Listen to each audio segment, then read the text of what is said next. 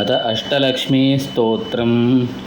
सुमनसवन्दितसुन्दरि माधवी चन्द्रसहोदरि हेममये मुनिगणवन्दितमोक्षप्रदायिनि मञ्जुलभाषिनि देवनुते सुमनसवन्दितसुन्दरि माधवी चन्द्रसहोदरि हेममये पङ्कजवासिनि देवसुपूजित सद्गुणवर्षणि शान्तियुते जय जय हे मधुसूदनकामिनि आदिलक्ष्मि सदा पालय माम् अहिकलिकल्मषनाशिनि कामिनि वैदकरूपिणि वेदमये क्षीरसमुद्भव मङ्गलरूपिणि मन्त्रविनाशिनि मन्त्रनुते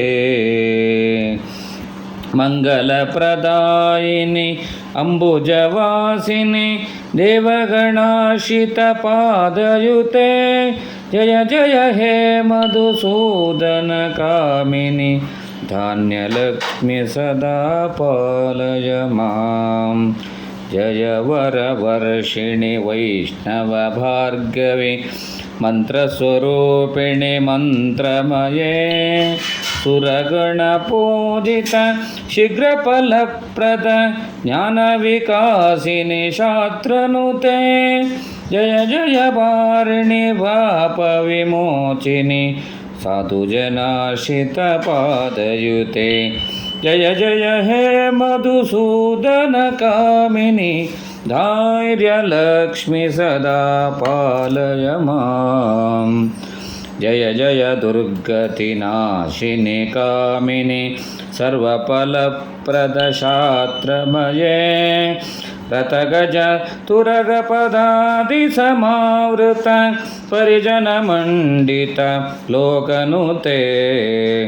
हरिहर ब्रह्म सुपूजित सेवित तापहावर्णि पादयुते जय जय हे मधुसूदनकामिनि गजलक्ष्मीरूपेण पालय माम्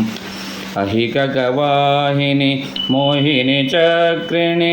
रागविवर्धनि ज्ञानमये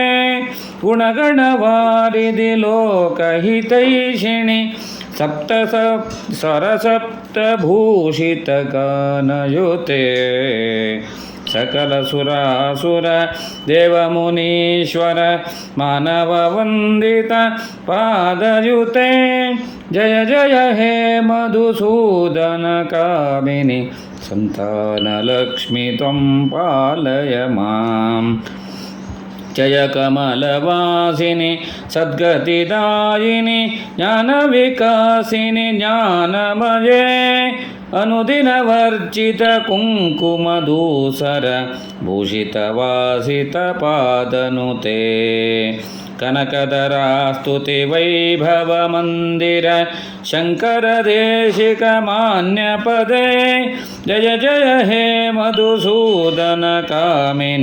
विजयलक्ष्मि सदा पालय माम् प्रणतसुरेश्वरि भारति भार्गवि लोकविनाशिनि रत्नमये मणिभयभूषितकर्णविभूषण शान्तिसमावृतहास्यमुखे नवनिधिदायिनि कलिमलहारिणि कामितफलप्रद हस्तयुते जय जय हे मधुसूदनकामिनि विद्यालक्ष्मि सदा पालय माम् धिमि धिमि धिमि धिमि धिमि धिमि धिमि धिमि दुन्दुभिनादसुपूर्णमये घम घम घम घम घम घम शङ्ख निनादसुवाद्यसुनोते वेदपुराणेतिहाससुपूजित वैदिकमार्गप्रदर्शयुते जय जय हे मधुसूदनकामिनि धनलक्ष्मीरूपेण पालय मां ಸುಮನಸವಂದಿತ ಸುಂದರಿ ಮಾಧವಿ ಚಂದ್ರಸಹೋದರಿ ಹೇಮಮಯೇ ಮುನಿಗಣವಂದಿತ ಮೋಕ್ಷಪ್ರದಾಯಿನಿ ಮಂಜುಳಭಾಷಿಣಿ ವೇದನುತೆ ಪಂಕಜವಾಸಿನಿ ಹೇಮಸುಪೂಜಿತ ದೇವಸುಪೂಜಿತ ಸದ್ಗುಣವರ್ಷಿಣಿ ಶಾಂತಯುತೆ ಜಯ ಜಯ ಹೇ ಮಧುಸೂದನ ಕಾಮಿನಿ ಆದಿಲಕ್ಷ್ಮಿ ಸದಾ ಪಾಲಯ ಮಾಂ ಆದಿಲಕ್ಷ್ಮಿ ಸದಾ ಪಾಲಯ ಮಾಂ.